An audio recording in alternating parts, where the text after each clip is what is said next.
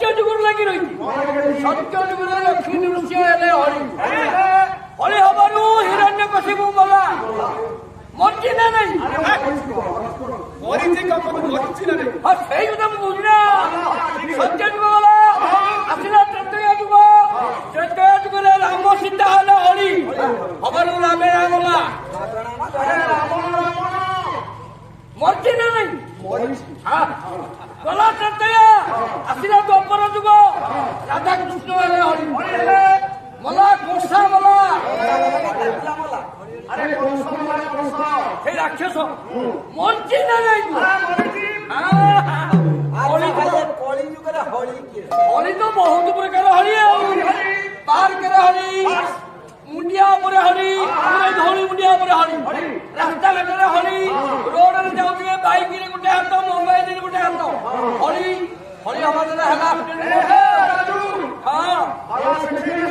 কোটি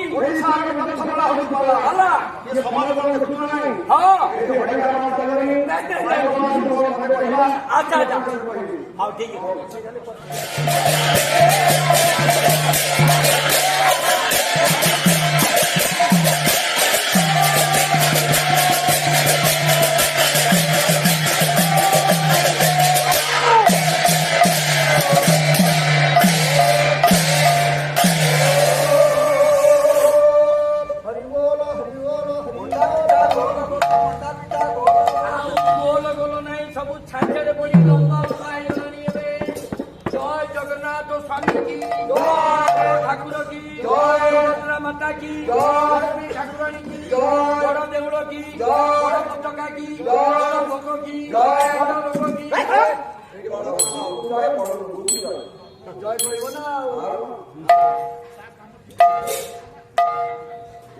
শ্রীমন সত্য নারায়ণ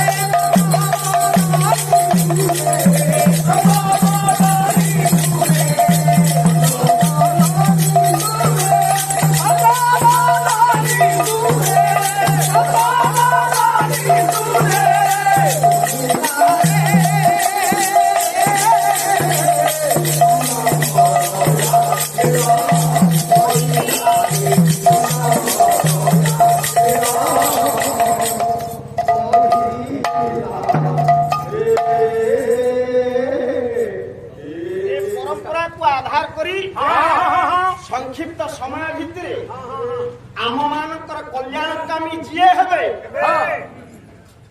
সেই କଲ୍ୟାଣଦାତାଙ୍କ ଉଦ୍ଦେଶ୍ୟରେ କେଇ ପଦ କଥା ବରେଣ୍ୟ କବି ମହୋଦୟ କହିଲେ ଆଜିର ଆଶୀର୍ବାଦ ଦାତା କିଏ ନା ସେ ହେଲେ ଲୀଳାମୟ ଭଗବାନ କୃଷ୍ଣ। ଲୀଳାମୟ ଭଗବାନ କୃଷ୍ଣ ହେଉଛନ୍ତି ଆଶୀର୍ବାଦ ଦାତା। ଆପଣମାନେ ଦେଖିବେ ଆମ ଭାରତୀୟ ସଂସ୍କୃତି ଆମ ଭାରତୀୟ ପରମ୍ପରାରେ ଆମ ସାହିତ୍ୟରେ କୃଷ୍ଣ ଏବଂ ରାମ ଦୁଇଟି ଚରିତ୍ର ଇଏ ରୁଦ୍ଧିବନ୍ତ ହେଇଛି, ଇଏ ବିକଶିତ ହେଇଛି। ଏ କୃଷ୍ଣଙ୍କୁ ନେଇ ଆଉ ରାମକୁ ନେଇ ଅସଂଖ୍ୟ କାବ୍ୟ କବିତା ରଚନା କରାଯାଇଛି। ଯଦି ଆମକୁ ପଚରାଯାଏ ଏ ଦୁଇଟି ଚରିତ୍ର ଚିତ୍ର ନା ତତ୍ତ୍ୱ, ପ୍ରଥମେ ହେଲେ ଲୀଳାମୟ ଭଗବାନ କୃଷ୍ଣ ଥିଲେ ତତ୍ତ୍ୱ। ପରେ ପରେ ଆମେ ମାନେ ତାଙ୍କୁ ଚରିତ୍ରରେ ରୂପାନ୍ତରିତ କଲେ, ଚରିତ୍ରରୁ ଚିତ୍ର ରୂପାନ୍ତରିତ ହେଲା। ଆପଣମାନେ ଦେଖନ୍ତୁ ଅଯୋଧ୍ୟାରେ ଭବ୍ୟ ଦିବ୍ୟ ରାମ ମନ୍ଦିର ପ୍ରତିଷ୍ଠିତ ହେଇଛି। ରାମଙ୍କର ମୂର୍ତ୍ତିର କଳ୍ପନା ହେଇଛି, ମୂର୍ତ୍ତି କଳ୍ପନା ହେଇଛି ନା ଭବ୍ୟ ଦିବ୍ୟ ରାମ ମନ୍ଦିର ପ୍ରତିଷ୍ଠା ହେଇଛି। ଗୋଟେ ମୂର୍ତ୍ତି ରଖି ଆମେ ପୂଜା କରୁଛେ, ତତ୍ତ୍ୱରୁ ଆମେ ଚିତ୍ର ଭିତରକୁ ଆସିଲେ।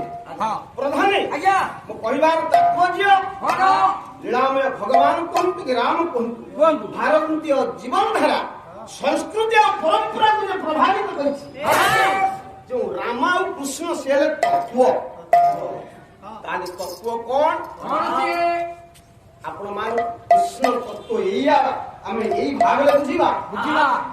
କର୍ଷତି ଆକର୍ଷୟତି କୃଷ୍ଣ, ସମସ୍ତ ଦୁଷ୍କୃତକୁ ଯେ କର୍ଷଣ କରି ନିଜ ପାଖକୁ ଆକର୍ଷଣ କରନ୍ତି ପଣ୍ଡିତ ସେଇ ହେଉଛନ୍ତି କୃଷ୍ଣ। ଆଉ ରାମ କିଏ ସଂକ୍ଷେପରେ କହିବାର ଆବଶ୍ୟକତା ଅଛି। ବ୍ୟାପକ ଭାବରେ କହିଲେ ସମୟ ସାପେକ୍ଷ, ତେଣୁ ରାମ ଶବ୍ଦ ତତ୍ତ୍ୱ କେମିତି ହେଇଛି ଆପଣ ମାନଙ୍କର ତତ୍ତ୍ୱଦର୍ଶୀ ପଣ୍ଡିତ ମାନେ କହିଲେ ରାମ କିଏ? ରମନ୍ତି ସ୍ଥାବରେଷୁ ଚରେଷୁ ସହ ରାମ, ଯିଏ ସ୍ଥାବର ଏବଂ ଅସ୍ଥାବର ସମସ୍ତଙ୍କ ପାଖରେ ରମଣ କରନ୍ତି, ସେଇ ହଉଛନ୍ତି ରାମ। ଏଇ ହଉଛି ସଂକ୍ଷେପର ତତ୍ତ୍ୱ ଆଉ ରାମକୃଷ୍ଣ। ପ୍ରଧାନୀ ଆମେ ଯଦି ପୁରାଣ ଭିତରକୁ ଯିବା ତାହେଲେ ପୁରାଣରେ ରାମଙ୍କୁ ଆମେ ଗୋଟେ ଚରିତ୍ର ଭାବରେ ଗ୍ରହଣ କରିଛୁ, କୃଷ୍ଣଙ୍କୁ ସେଇଭଳି ଗୋଟେ ଚରିତ୍ର ଉପରେ ନେଇଯାଇଛି। ପଣ୍ଡିତ ପୁରାଣରେ ହୁଏତ କଳ୍ପନା ଥାଇପାରେ। ଆଜିକାଲି ଐତିହାସିକ ମାନେ ବାମପନ୍ଥୀ ଇତିହାସକାର ମାନେ କହନ୍ତି ରାମ ହଉଛନ୍ତି କଳ୍ପନା। ଅଯୋଧ୍ୟାରେ ରାମ ମନ୍ଦିର ତିଆରି ହେବା ପାଇଁ ଦୀର୍ଘ 500 ବର୍ଷ ଧରି ଲଢେଇ ହେଲା। ହିନ୍ଦୁ ପକ୍ଷ ଆଉ ମୁସଲିମ ପକ୍ଷ ପରସ୍ପର ଭିତରେ ଯୁଦ୍ଧ ଲାଗିଲା। ଏଇ ଲଢେଇ ହଁ ରାମ ପ୍ରକୃତରେ ଅଯୋଧ୍ୟାରେ ଜନ୍ମ ହେଇଥିଲେ କି ନାହିଁ ନାହିଁ ତାର ପ୍ରମାଣ ଖୋଜିଲେ ମୁସଲିମ ପକ୍ଷ। ହଁ ବାସ୍ତବରେ ରାମ ଜନ୍ମ ହେଇଛନ୍ତି କି ନାହିଁ? ହଁ ପଣ୍ଡିତ ପୁରାଣରେ କିଛି କିଛି ଜାଗାରେ କଳ୍ପନା ତିଆରି ହେଇଛି। ହେଇଛି ପୁରାଣ ଜାଗାରେ କିଛି କିଛି କଳ୍ପନା ସୃଷ୍ଟି ହେଇଛି। ପୁରାଣକୁ ଆମେ ସମ୍ପୂର୍ଣ୍ଣ ମିଥ୍ୟା କହିପାରିବାନି, ସତ୍ୟ କହିପାରିବାନି। ନାଇଁ ନାଇଁ ନାଇଁ ତେଣୁ ହୁଏତ ସେଦିନ ହଁ ସୁପ୍ରିମକୋର୍ଟରେ ବିଚାର ଚାଲିଥିଲା ବେଳେ ଜଣେ ମହାନ ସନ୍ଥ ଭାରତର ସେ ହଉଛନ୍ତି ରାମ ଭଦ୍ରାଚାର୍ଯ୍ୟ। ସେ କହିଲେ ଆମ ବେଦରେ ମଧ୍ୟ ଅଯୋଧ୍ୟାର ପ୍ରମାଣ ଅଛି। ଅଯୋଧ୍ୟାର ପ୍ରମାଣ ବେଦରେ ଆପଣମାନେ ପାଇବେ। କୋଉଥିରେ ପାଇବେ? ବେଦରେ ପଣ୍ଡିତ ଦିଅ ସେଦିନ ସୁପ୍ରିମକୋର୍ଟରେ ସାକ୍ଷୀ ହିସାବରେ ରାମ ଭଦ୍ରାଚାର୍ଯ୍ୟ ସାକ୍ଷୀ ଦେଲେ, ପ୍ରମାଣ ଉଦ୍ଧୃତ କଲେ। ଅଯୋଧ୍ୟାର ପ୍ରମାଣ ଆମେ ପାଇବା ଅଷ୍ଟଚକ୍ରାନ ଭଗବାନ ଦେବାନଙ୍କୁ ଅଯୋଧ୍ୟା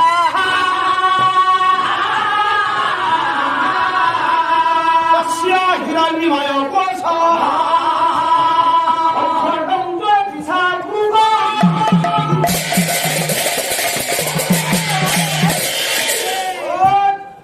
ହୁଏତ ବିଚାର ପଦ୍ଧତିଟି ସେଦିନ ରାମ ଭଦ୍ରାଚାର୍ଯ୍ୟଙ୍କର ସାକ୍ଷୀଟା ଗଭୀର ଭାବରେ ପ୍ରଭାବିତ କଲା।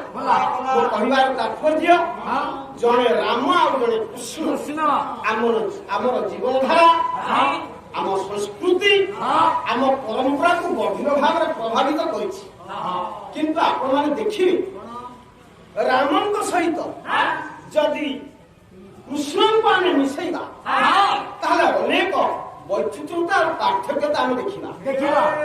ଆପଣମାନେ ଦେଖନ୍ତୁ, ଆମେ ରାମକୁ ମର୍ଯ୍ୟାଦା ପୁରୁଷ ଭାବରେ ଗ୍ରହଣ କରୁ, ଆଉ କୃଷ୍ଣଙ୍କୁ ସେ ହେଲେ ଲୀଳାମୟ ପୁରୁଷ। ଅର୍ଥ ରାମ ହଉଛନ୍ତି ମର୍ଯ୍ୟାଦା, ସେ ଛତ୍ରଛତ୍ର ତାଙ୍କ ଜୀବନରେ ମର୍ଯ୍ୟାଦାକୁ ରକ୍ଷା କଲେ। କିନ୍ତୁ କୃଷ୍ଣ ବେଳେ ବେଳେ ମର୍ଯ୍ୟାଦାଟାକୁ ତୋଳି ଦେଇଛନ୍ତି, ମର୍ଯ୍ୟାଦାଟାକୁ ପଛରେ ପକେଇଛନ୍ତି। ଆପଣମାନେ ଦେଖିବେ, ଆପଣମାନଙ୍କର ପୁରାଣ ଯାହା କହୁଛି ଇତିହାସ, ଆପଣମାନଙ୍କର ଯୋଉମାନେ ପୁରାଣ ଉପରେ ଗବେଷଣା କରୁଛନ୍ତି ସେ କହିଲେ ଆଜକୁ 5000 ବର୍ଷ ପୂର୍ବେ ଲୀଳାମୟ ଭଗବାନ କୃଷ୍ଣ ଜନ୍ମ ହେଲେ। ଆପଣମାନଙ୍କର ମଥୁରାର କଂସର ବନ୍ଦୀ ଘର ସେଠି ଜନ୍ମ ହେଇଥିଲେ। କିନ୍ତୁ ରାମ ବୈଭବମୟ ରାଜପ୍ରାସାଦ, ଜଣେ ବନ୍ଦୀ ଘରେ ଜନ୍ମ ହଉଛି, ଯୋଉଠି ଅପରାଧୀ ମାନେ ରୁହନ୍ତି, ଜଣେ କଏଦୀ ମାନେ ରୁହନ୍ତି, କିନ୍ତୁ ଆଉ ଜଣେ ଭବ୍ୟ ସୁନ୍ଦର ରାଜପ୍ରାସାଦ ସେଠି ଜନ୍ମ ହଉଛନ୍ତି। ରାମ ଯେତେବେଳେ ଜନ୍ମ ହେଲେ ପଣ୍ଡିତ ବୃଦ୍ଧ ରାଜା ଦଶରଥଙ୍କ ମନରେ ଆସିଲା ଆହ୍ଲାଦ। କାହିଁକି ନା ଦଶରଥ ବୁଢା ହେଲେଣି, ପୁଅ ନା ପାଇଁ କେତେ ଆଶା ଓ ଆକାଂକ୍ଷା। ଅନେକ ଦିନର ବ୍ୟବଧାନ ଭିତରେ ପୁଅଟିଏ ଯେତେବେଳେ ଜନ୍ମ ହେଲା, ଯଜ୍ଞଚରୁ ମା ଖାଇ ଇଏ ପୁଅକୁ ଜନ୍ମ ଦେଲେ। ରାଜପୁରରେ ସମସ୍ତେ ଆହ୍ଲାଦିତ, ଆନନ୍ଦିତ। ବୃଦ୍ଧ ରାଜା ଦଶରଥ ବି ଆନନ୍ଦିତ। ବିଚାର କଲେ ଯେତେବେଳେ ମୁଦୁଶ୍ରୀ ଜଣେଇଦେଲା ଆପଣଙ୍କର ପୁଅ ହେଇଛି, ଏତେ ଆନନ୍ଦିତ ହେଇଗଲା ଦଶରଥ। ଆନନ୍ଦରେ ଅଧୀର ହୋଇ ଦଶରଥ ଗମନ କଲେ।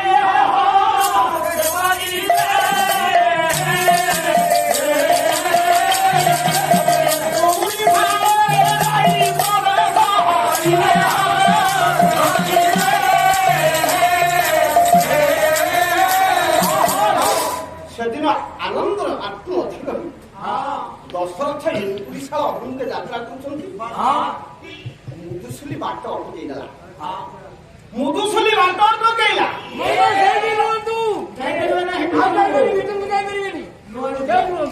ରାଜାଙ୍କ ପାଦ ଆଉ ଆଗକୁ ବଢୁନି, ପାଦ ଅଟକି ଗଲା। ଦଶରଥ ଡାକିଲେ କଲେ, ମୁଦୁଶୁଲି ଆଜ୍ଞା, ମୋ ମନରେ ଏତେ ବ୍ୟଗ୍ରତା ସୃଷ୍ଟି ହେଇଛି, ମୋ ମନରେ ଏତେ ଭାବାନ୍ତର ସୃଷ୍ଟି ହେଇଛି। ଭାବିର ବ୍ୟବଧାନ ପରେ ପୁଅ ଜନ୍ମ ହେଇଛି, ମୋ ପୁଅକୁ ମୁଁ ଦେଖିବାକୁ ଯାଇପାରିବିନି। ଏବେ ଆପଣ ଦେଖିପାରିବେନି, ଏ କୋଉ କେନ୍ଦ୍ର ଦେଖିବା ଆମର ଭାଇ ବିମାନ କଥା। ଆଉ ମୁଦୁଶୁଲି କହିଲା, ମଣିମା ଆପଣଙ୍କ ରାଜବଂଶର ପରମ୍ପରା, ଆପଣ ଏବେ ପୁଅ ମୁହଁକୁ ଦେଖିପାରିବେନି।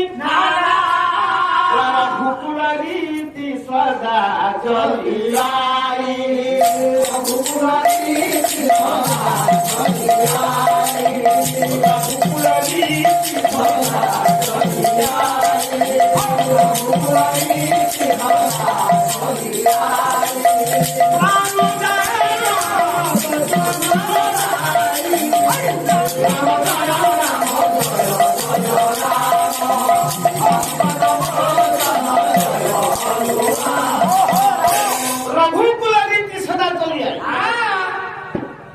ଆପଣଙ୍କ ରଘୁକୁଳର ରୀତି ଇଏ ସୂର୍ଯ୍ୟ ବଂଶର ପରମ୍ପରା ଯେତେ ରାଜା ମହାରାଜା ମାନେ ଇଏ ବଂଶର ସୃଷ୍ଟି ହେଇଛନ୍ତି ଇଏ ଅଯୋଧ୍ୟାକୁ ଶାସନ କରିଛନ୍ତି ସମସ୍ତେ ପରମ୍ପରାବାଦୀ ଆମ ସଂସାର ଭିତରେ ଦିଟା ବାଦୀ ଏବେ ବିବାଦ ସୃଷ୍ଟି ହେଲା ଗୋଟେ ହେତୁବାଦୀ ଆଉ ଜଣେ ହେଲେ ପରମ୍ପରାବାଦୀ ଅର୍ଥ ଆମେ ମାନେ ଯେତେ ପାଲାବାଲା ସବୁ ଅଛେ ଆମେ ପରମ୍ପରାକୁ ଆଧାର କରି ବଞ୍ଚିଛେ ଆମେ ପରମ୍ପରାକୁ ଛାଡି ପାରିବାନି ହେଲେ ହେତୁବାଦୀ ମାନେ କହନ୍ତି ବିଜ୍ଞାନ ସମ୍ମତ କାରଣ ଖୋଜନ୍ତି ଇଏ ଜିନିଷଟା କାହିଁକି ହେଲା ଇଏ କଥାଟା ହବା ମୂଳରେ ଗାଏ କଣ ରହସ୍ୟ ଅଛି କଣ କାରଣ ଅଛି ସତ୍ୟକୁ ଆଧାର କରିବା ପାଇଁ ସତ୍ୟକୁ ଖୋଜିବା ପାଇଁ ବିଜ୍ଞାନ ଅହରହ ଚେଷ୍ଟା କରୁଛି ବିଜ୍ଞାନକୁ ହୁଏତ ଆମେ ଅସ୍ୱୀକାର କରିପାରିବା ବିଜ୍ଞାନକୁ ଛାଡି ବଞ୍ଚି ହବନି ବେଳେ ବେଳେ ଏମିତି କଥା ଅଛି ଏମିତି ଗବେଷଣା ଆମ ପାଖରେ ଅଭାବ ଅଛି ଆମେ ସତ୍ୟ ପାଖରେ ପହଞ୍ଚି ପାରିବୁ ତେବେ କଥା ହଉଛି ସେଦିନ ଇଏ ପରମ୍ପରା ରକ୍ଷା କରିବା ପାଇଁ ଦଶରଥ ପାଦ ସିନା ଅଟକାଇଲେ ଦେଲେ ମଧୁସୂଦନ ଠାରୁ ଶୁଣିଲେ 21 ଦିନ ତମକୁ ଅପେକ୍ଷା କରିବାକୁ ପଡିବ 21 ଦିନ ପରେ ତମେ ପୁଅ ମୁହଁକୁ ଦେଖିବ ପଣ୍ଡିତ ଦିନ ପରେ ଦିନ ବିତିଗଲା 21 ଦିନ ଯେତେବେଳେ ସମ୍ପୂର୍ଣ୍ଣ ହେଇଛି ଦଶରଥ ଯେତେବେଳେ ଯାଇ ପହଞ୍ଚିଗଲେ ମା କୌଶଲ୍ୟାଙ୍କ କୋଳରେ ପ୍ରଭୁ ରାମଚନ୍ଦ୍ର ହସୁଛନ୍ତି ଦେଖିଦେଲେ ରାମଙ୍କ ଭଳିଆ ପୁଅ ରାମଙ୍କ ଭଳିଆ ପୁଅ କେଡ଼େ ସୁନ୍ଦର ଅନିନ୍ଦ୍ୟ ସୁନ୍ଦର ରୂପ ରାମ ସନ୍ଥ ତୁଳସୀ କହିଲେ ଦଶରଥ ଦେଖୁଛନ୍ତି ରାମଙ୍କ ରୂପକୁ ନୀଳ ସରୋବର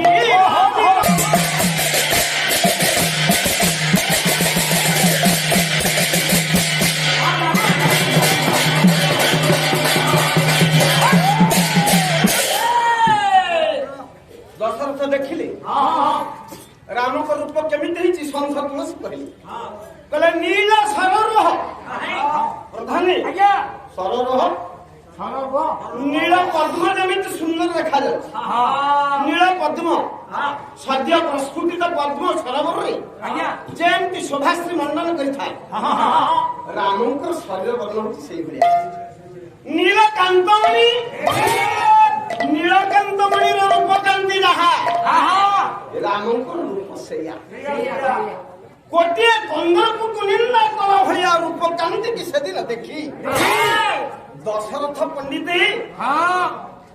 दशरथ आ हसवे कौन दशरथ केवल कांदे को लगिले पंडित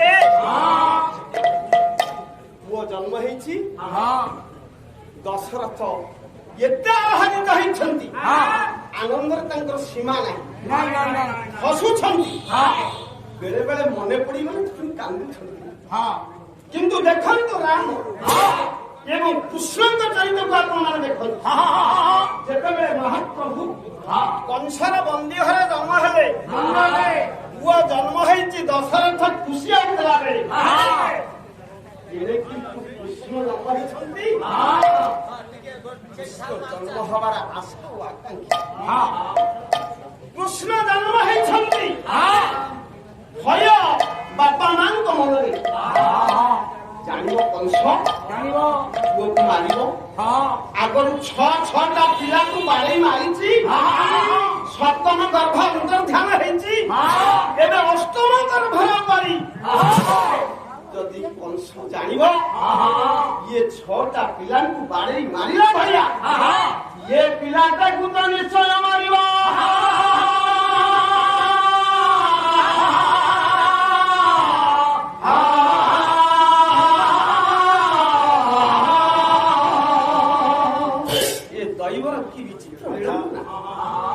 প্রভুর কি বিচার সেদিন রামে ভগবান কৃষ্ণ জন্ম হয়ে মা দেবকী অচেত হয়ে অଛନ୍ତି কাହିଁକି ଅଚେତ ହେଲେ ନା ସେଦିନ ପ୍ରତିଶ୍ରୁତି ରକ୍ଷା କରିଛନ୍ତି ରାମ ଜନ୍ମ ହେଲେ କୌଶଲ୍ୟା ପ୍ରଥମେ ପୁଅ ମୁହଁକୁ ଦେଖିଲେ ଦଶରଥ 21 ଦିନ ପରେ ପୁଅ ମୁହଁକୁ ଦେଖିଲେ ପ୍ରଭୁ ତ ଇଚ୍ଛାମୟ ସତ କଲ୍ୟାଣମୟ କହିଲେ ବାପା ମା ଜନ୍ମ ଦେଲା ପ୍ରଥମେ ମୋ ମୁହଁ ଦେଖିଲା ତମେ 21 ଦିନ ପରେ ମୋ ମୁହଁ ଦେଖୁଛ ସେଇଥିପାଇଁ ମନରେ ଦୁଃଖ ହଉଛି ଅନୁତାପ ଆସୁଛି କିନ୍ତୁ ଏ ଯୁଗ ପରେ ଏ ଯୁଗ ପରେ ଆସିବ ଦ୍ୱାପର ଯୁଗ ଦ୍ୱାପର ଯୁଗରେ ତମେ ମୋ ବାପା ହବ ମା କୌଶଲ୍ୟା ମଧ୍ୟ ମୋ ମା ହେବେ ମୁଁ ମଧ୍ୟ ତମେ ପୁଅ ହେଇଲା ନ ହେବି ହେଲେ ବାପା ମା ଜନ୍ମ ଦେବ ମତେ ସିନା ସତ୍ୟ ହେଲେ ମୋ ମୁହଁକୁ ପ୍ରଥମେ ଦର୍ଶନ କରିବ ନା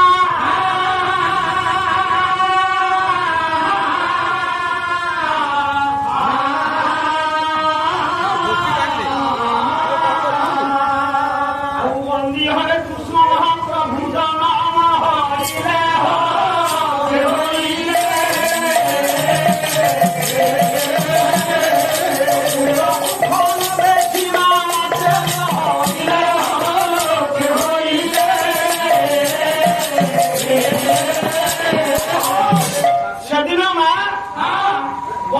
ସେଦିନ ବନ୍ଦୀ ଘରେ ସିନା ପୁଅ ଜନ୍ମ କଲେ ହେଲେ ମା ହେଲେ ଅଚେତ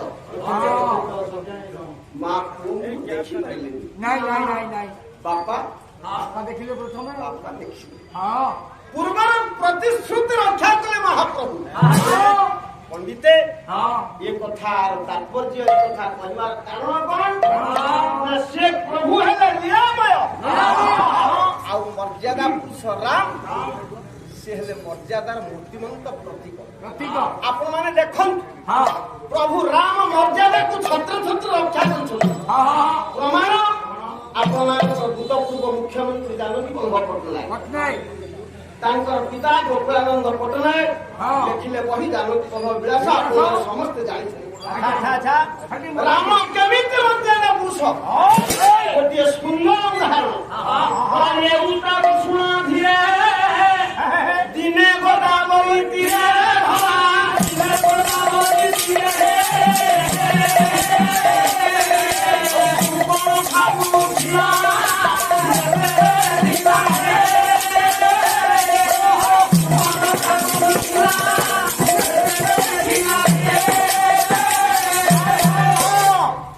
ଆପଣ ମାନଙ୍କର ଗୋଦାବରୀ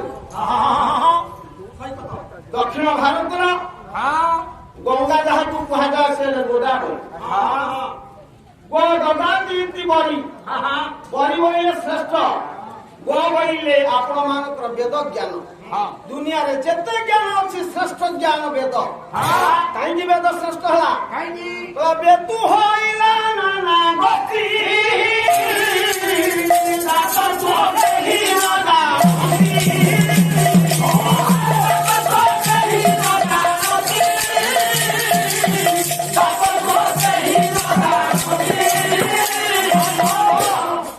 ବେଦରୁ সব সৃষ্টি ভাগবত কর্তা অতিবড়ি জগন্নাথ দাস কহিলে কলে বেদু হইয়া নানা ভক্তি গতি গতি কোন গতি বইলে চলনশীল হবা গতি বইলে চলনশীল হবা যেତେବେଳେ ସ୍ଥିର ସବୁ ଥିଲା ଅଚଳ ଥିଲା ସ୍ଥାଣୁ ଥିଲା କିନ୍ତୁ ବେଦ ଆସିବା ପରେ ସବୁ ଚାଲିଲା ସବୁ ପ୍ରକ୍ରିୟା ଆରମ୍ଭ ହେଲା ଅର୍ଥ କୋଉ ପ୍ରକ୍ରିୟା ସୃଷ୍ଟି ପ୍ରକ୍ରିୟା ସୃଷ୍ଟି ପ୍ରକ୍ରିୟା ଆରମ୍ଭ ହେଲା ବେଦରୁ ତେଣୁ କହିବାର ତାତ୍ପର୍ଯ୍ୟ ଗୋଦାବରୀ ତୀରରେ ପିତୃ ସତ୍ୟ ରକ୍ଷା କରି ମର୍ଯ୍ୟାଦା ପୁରୁଷର ବୀର ରାମ ସେଦିନ ବନବାସୀ ହେଇଥିଲା ବେଳେ ଭାତୃଭକ୍ତ ସାନୁଜ ଲକ୍ଷ୍ମଣ ପ୍ରିୟତମା ପତ୍ନୀ ସୀତା ଅଛନ୍ତି ଏଇ ପବିତ୍ର କଳକଲ୍ଲୋଳିନୀ ଆପଣମାନଙ୍କୁ ଗୋଦାବରୀର ତଟ ଦେଶରେ ସ୍ୱର୍ଣ୍ଣ କୁଟୀର ନିର୍ମାଣ କରି ଅବସ୍ଥାନ କରୁଥିଲା ବେଳେ ଭାଗ୍ୟର ଦେଖନ୍ତୁ କେଡେ ବଡ଼ ବିପର୍ଯ୍ୟୟ କେଡେ ବଡ଼ ବିପର୍ଯ୍ୟୟ ମାରି ଆସୁଛି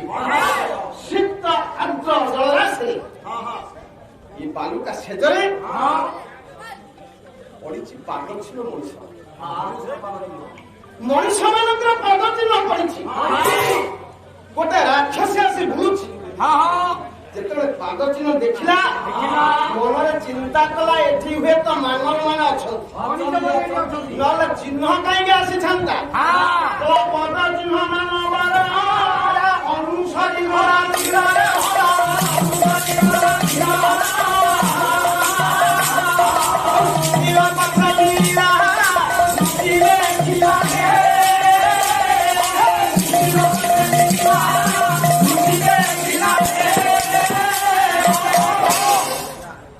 ପାଦ ଚିହ୍ନକୁ ଅନୁକରଣ କରି ଅନୁସରଣ କରି ଯୋଉଠି ପ୍ରଭୁ ପର୍ଣ୍ଣକୁଟୀର ନିର୍ମାଣ କରି ବସିଥିଲେ ଦେଖିଲା ସୁନ୍ଦର ରୂପକାନ୍ତି ରାମ କାହିଁକି ମର୍ଯ୍ୟାଦା ପୁରୁଷ ସେଇଥିପାଇଁ କଥା ଯେତେବେଳେ ପର୍ଣ୍ଣକୁଟୀରରେ ଦେଖିଲା ଅନନ୍ୟ ସୁନ୍ଦର ରୂପ ଲାବଣ୍ୟ ରାମଙ୍କର ସୁନ୍ଦର ରୂପକୁ ସେ ରୂପକୁ ଦେଖିଲେ ସମସ୍ତେ ତ ବାୟା ଯୋଗୀ ଋଷି ମୁନି ତପସ୍ୱୀ ମାନଙ୍କର ମତି ବିଭ୍ରମ ହେଇଯିବ ଯେତେବେଳେ ସୁନ୍ଦର ରୂପକାନ୍ତିକୁ ଅବଲୋକନ କଲା ରାକ୍ଷସୀ ଚିନ୍ତା କଲା ଇଏ ମୋ ବର ହୁଅନ୍ତିନି ଇଏ ମୋ ସ୍ୱାମୀ ହୁଅନ୍ତିନି ଚିନ୍ତା କଲା ୟାଙ୍କୁ ମୋ ରୂପ ଦେବରେ ଭସାଇବି ମୋ ରୂପକାନ୍ତିରେ ଆଙ୍କୁ ମୁଁ ଆକୃଷ୍ଟ କରିବି ଏଇ କଥା ଚିନ୍ତା କରୁଛି ସୁପର୍ଣ୍ଣକା ମୁଁ ତ ରାକ୍ଷସୀ ମୋର ତ ରୂପହୀନ ମୁଁ ତ କୁରୂପ ମୁଁ ଗୋଟେ ରୂପହୀନ ରାକ୍ଷସୀ ରୂପ କେମିତି ନେବି କହିଲେ ମାୟା କରିନେବି ରାକ୍ଷସୀ ମାନଙ୍କ ପାଖରେ ମାୟା ଶକ୍ତି ତେଣୁ ମାୟା ଶକ୍ତି ବଳରେ ତା ରୂପକୁ ପରିବର୍ତ୍ତନ କଲା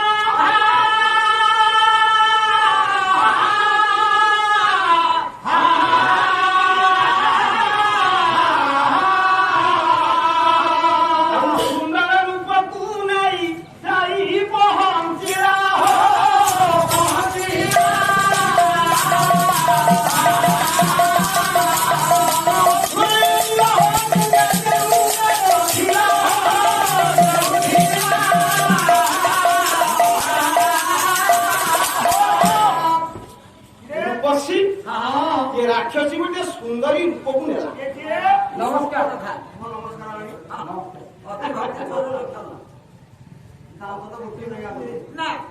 ସତରେ କଣ କଲି ସୁପର୍ଣ୍ଣକା ମୁଣ୍ଡରେ ସୁନ୍ଦରୀ ବାସ୍ତବରେ ଦେଖୁଛନ୍ତି ଏ ପ୍ରକୃତରେ ଗୋଟେ ସୁନ୍ଦରୀ ଝିଅ କେମିତି ସୁନ୍ଦରୀ ମର୍ଯ୍ୟାଦା କେମିତି ରକ୍ଷା ହୁଏ ସେଦିନ ସୁପର୍ଣ୍ଣକା କହିଲା ନିଜର କଥା କହୁଛି ଅନେକ କଥାର ବ୍ୟବଧାନ ଭିତରେ ସୁପର୍ଣ୍ଣକା କହିଲା ହେ ପୁରୁଷ ଶ୍ରେଷ୍ଠ ତମ ଭଳିଆ ପୁରୁଷ ଏ ଜଗତରେ ନାହିଁ ତମ ଭଳିଆ ଶ୍ରେଷ୍ଠ ପୁରୁଷ ଏ ଜଗତରେ ନାହିଁ ତୁଳସୀ କହିଲେ ତୁମ ସମ ପୁରୁଷ ମମ ସମାନାରୀ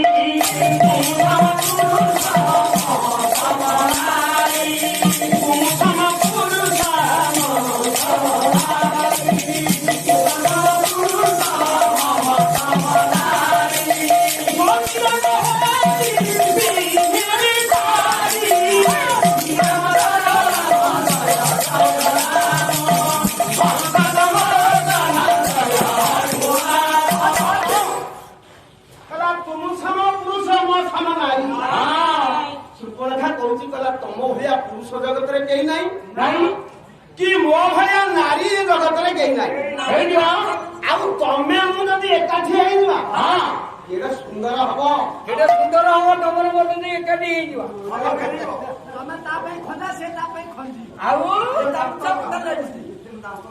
ପ୍ରଭୁ ହସିଲେ ସେ ପୁରା ମର୍ଯ୍ୟାଦା ପୁରୁଷ। ଆପଣମାନେ ସାମ୍ପ୍ରତିକ ସମାଜକୁ ଲକ୍ଷ୍ୟ କରନ୍ତୁ।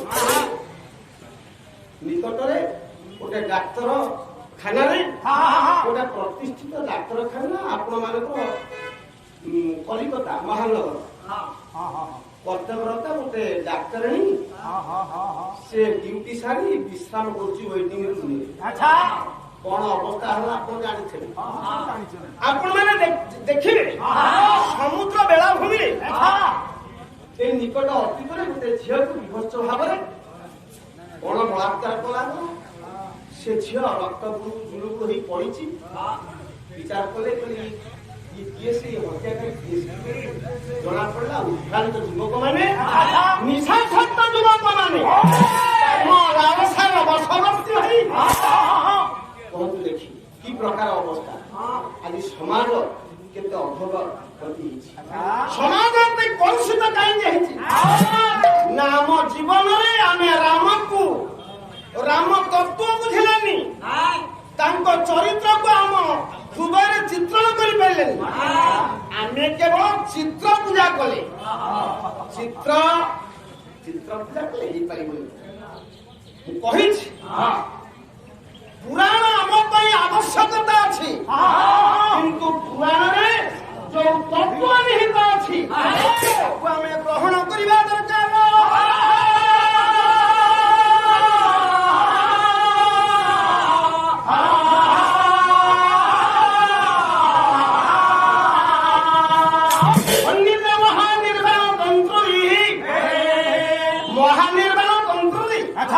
ସୁନ୍ଦର ଭାବରେ ବର୍ଣ୍ଣନା କରାଗଲା। ମୂର୍ତ୍ତି ପୂଜା କରିବାରେ ଆପତ୍ତି ନାହିଁ। ମୂର୍ତ୍ତି ପୂଜା କେତେବେଳେ ହୁଏ, ତତ୍ତ୍ୱକୁ ଅନୁସରଣ କେତେବେଳେ କରାଯାଏ, ଚରିତ୍ରକୁ ଆମେ କେତେବେଳେ ଗ୍ରହଣ କରିବା। ପ୍ରଥମ ପ୍ରତିଭା ପୂଜା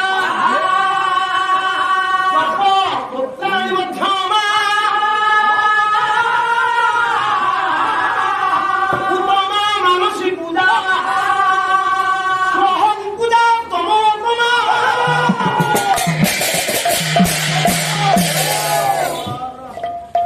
ମହାନିର୍ବାଣ ତନ୍ତ୍ର। ମୂର୍ତ୍ତି ପୂଜା ପାଇଁ ଆମେ ମାନେ ଆମ ସଂସ୍କୃତିରେ ମୂର୍ତ୍ତି ପୂଜାକୁ ଗ୍ରହଣ କରିଛି। ମୂର୍ତ୍ତି ପୂଜାକୁ ଅସ୍ୱୀକାର କରିହେବନି। ମୂର୍ତ୍ତି ପୂଜା କେତେବେଳେ ହବ? ପ୍ରଥମ ପ୍ରତିମା ପୂଜା। ଏ ସଂସାରରେ ଅନେକ ଶ୍ରେଣୀର ଭକ୍ତମାନେ ଅଛନ୍ତି ଯିଏ ପ୍ରଥମ ଶ୍ରେଣୀରେ ଅଛନ୍ତି ସେଇମାନେ ମୂର୍ତ୍ତି ପୂଜା କରନ୍ତି। ମହାନିର୍ବାଣ ତନ୍ତ୍ର କହିଲେ ଜପସ୍ତୋତ୍ରାଣୀ ମଧ୍ୟମା ଜପସ୍ତୋତ୍ର କରନ୍ତି ମଧ୍ୟମ ଶ୍ରେଣୀର ଭକ୍ତମାନେ। ଉତ୍ତମ ମାନସୀ ପୂଜା ମନ ଭିତରେ ଉତ୍ତମ ଶ୍ରେଣୀର ଭକ୍ତମାନେ ମନ ଭିତରେ ପ୍ରଭୁଙ୍କୁ ପୂଜା କରନ୍ତି। ଆଉ ସ୍ୱହଂ ପୂଜା ତମ ତମା ସେ ଅତି ଉତ୍ତମ ସେମାନେ ସ୍ୱହଂ ପୂଜା ତମ ତମା ଅର୍ଥ ନିଜକୁ ଯଦି ପୂଜା କରିପାରିବ ନିଜକୁ ଚିହ୍ନିବ। ଇଏ ପୂଜା ଶବ୍ଦ ଅର୍ଥ କଣ? ପୂଜ ଧାତୁରୁ ପୂଜା ଶବ୍ଦ ନିଷ୍ପତ୍ତି ହେଇଛି। ପୂଜ ମାନେ ଇଚ୍ଛା ପୂର୍ଣ୍ଣ କରିବା। ପ୍ରଭୁଙ୍କୁ ଆମେ ଧୂପ ଦୀପ ନୈବେଦ୍ୟ ଦେଇ ପୂଜା କରିବା। ପ୍ରଭୁ କଣ ଚାହାନ୍ତି ଆମେ ଜାଣିଛେ? ପ୍ରଭୁ ଗେଣ୍ଡୁ ଫୁଲରେ ଶାନ୍ତି ହୁଅନ୍ତି ଆମେ ଜାଣିଛେ? ଆମେ ଜାଣିନେ ଆମେ କିନ୍ତୁ ପୂଜା କରୁଛେ। ସେ ପ୍ରଭୁ ଭଗବାନ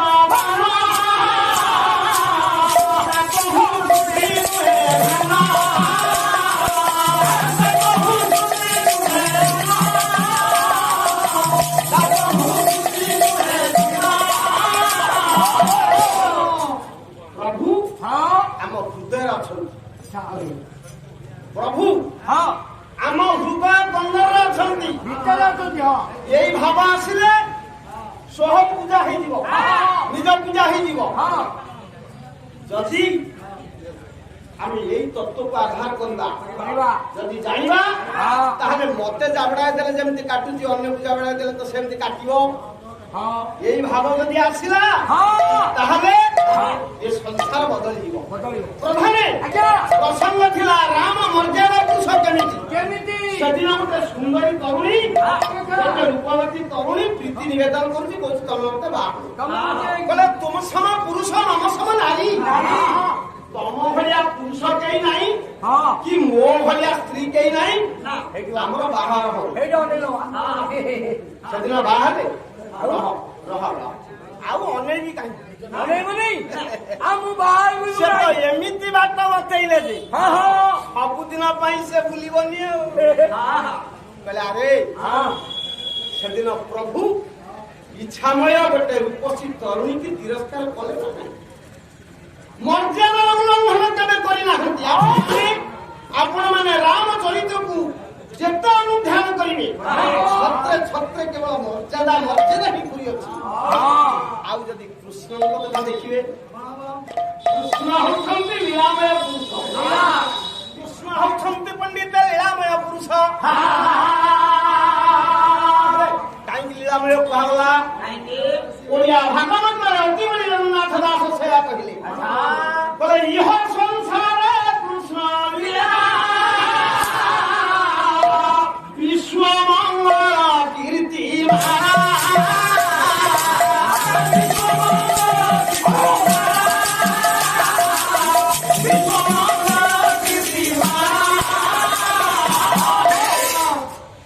ଅତିବଳି ଜଗନ୍ନାଥ ଦାସ କହିଲେ କହିଲେ ଇହ ସଂସାରେ କୃଷ୍ଣ ଲୀଳା ବିଶ୍ୱ ମଙ୍ଗଳ କୀର୍ତ୍ତିମା ଭଗବାନ କୃଷ୍ଣ ଯାହା ତାଙ୍କ ଜୀବନ ଭିତରେ କରିଛନ୍ତି ସେଇ ହଉଛି ଲୀଳା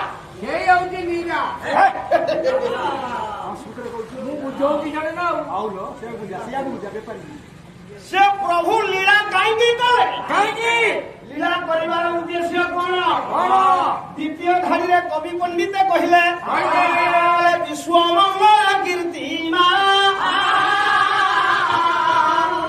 କେବଳ ବିଶ୍ୱର କଲ୍ୟାଣ ପାଇଁ କୃଷ୍ଣ ଲୀଳା ବିଶ୍ୱର କଲ୍ୟାଣ ଅଟେ ଆପଣ ମାନେ ଦେଖନ୍ତୁ ପ୍ରଭୁ ଯୋଉ ଲୀଳା କରିଛନ୍ତି ନାଗ କେଳି ଭୂତ କେଳି ଜଳ କେଳି ଯେତେ କେଳି ସବୁ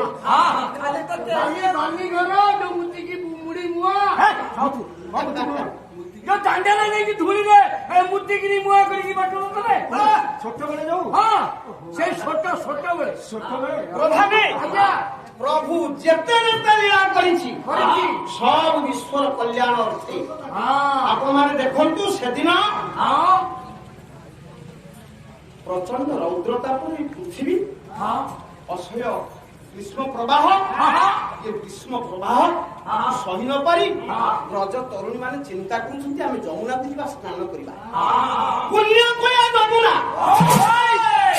ଯମୁନାରେ ସେଦିନ ଶାନ୍ତ ସିଂହ ଯମୁନା ଜଳରେ ସ୍ନାନ କରିବା ପାଇଁ ସମସ୍ତ ଗୋପ ତରୁଣୀ ମାନେ ଯାଉଛନ୍ତି ଚିନ୍ତା କଲେ ଇଏ ଆମେ ସ୍ନାନ କରିବା ଯେ କେମିତି ସ୍ନାନ କରିବା ଦେହରେ ବସ୍ତ୍ର ରଖିବାନି ଲଗ୍ନ ହେଇ ଆମେ ଯମୁନା ଜଳରେ ପଶି ଭଲ ଭାବରେ ସ୍ନାନ କରିବା ପୁରା ଥଣ୍ଡା ହେଇକି ବସିବ ଦେଖନ୍ତୁ ସେଦିନ ସମସ୍ତ ଗୋପ ତରୁଣୀ ମାନେ ପଣ୍ଡିତ ଉଲ୍ଲଗ୍ନ ହେଇ ଯମୁନା ଜଳରେ ସ୍ନାନ କରିଲେ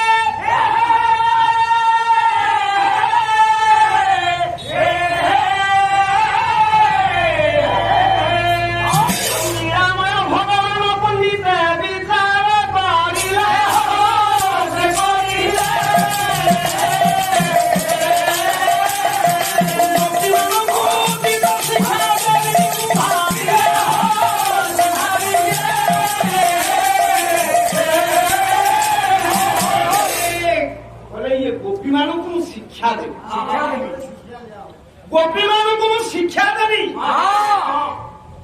ଇଏ ପର ପିଢିର ଯୁବତୀ ମାନେ ଯାହାକୁ ଶିଖିବେ କାମରେ ଲଗେଇବେ କଣ କଲେ ଆପଣମାନେ ସମସ୍ତେ ଜ୍ଞାନୀ ଗୁଣୀ ପଣ୍ଡିତ ବସ୍ତ୍ର ପବନକୁ ପଠେଇଲେ ପବନ ଉଡେଇକି ନେଲା କଦମ ଗଛରେ ଟାଙ୍ଗିଲା ଆଉ କଣ କଦମ ଗଛରେ ରହିଲା ବସ୍ତ୍ର କିଛି ସମୟ ଅନ୍ତେ ଗୋପୀ ମାନେ ଦେଖିଲେ ଆଉ ଗାଧୁଆ ପିଛରେ ତାଙ୍କ ବସ୍ତ୍ର ନାହିଁ ବସ୍ତ୍ର କିଏ ନେଲା ତ ଗାଧୁଆ ଅଧିକା ସମୟ ହେଲାନି যদি পদাକୁ ଉଠୁଛନ୍ତି ଉଲଗ୍ନ ଦେହ ବସ୍ତ୍ର ନାହିଁ ତୁଠରେ ଗୋପୀ ମାନେ ଲଜ୍ଜାରେ ଭାଉଳି ପଡ଼ିଲେ।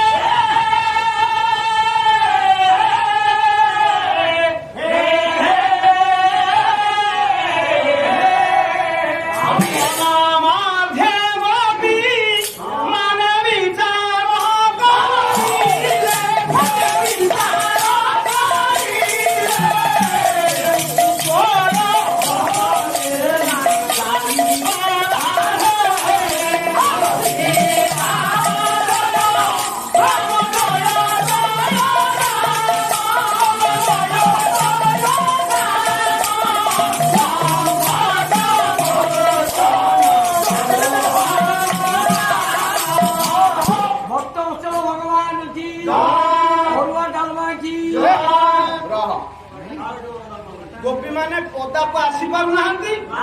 ଅନେକ ସମୟ ତ ଗାଧେଇଲାଣି ଆଉ ଜଳରେ ମନ ରହୁଛି ଯେ କଣ କରିବେ ଆଡ଼ିକି ଛାଡ଼ିକି ଚାହିଁଲେ ଦେଖିଲେ କଦମ୍ବ ଗଛରେ ବସିଛି ନଟନାଗର ବସିଛି ମଞ୍ଜୁଳ ସ୍ୱରରେ ହସୁଛି। ଇଏ ଗୋପୀ ମାନେ ଚାହିଁଲେ ଲୀଳାମୟ ଭଗବାନ କୃଷ୍ଣ ଏବଂ ଭଗବାନ କୃଷ୍ଣ ଚାହୁଁଛନ୍ତି ଗୋପୀ ମହିଳା ଆମ ଭଉଣୀ ପାହାର କହିଲା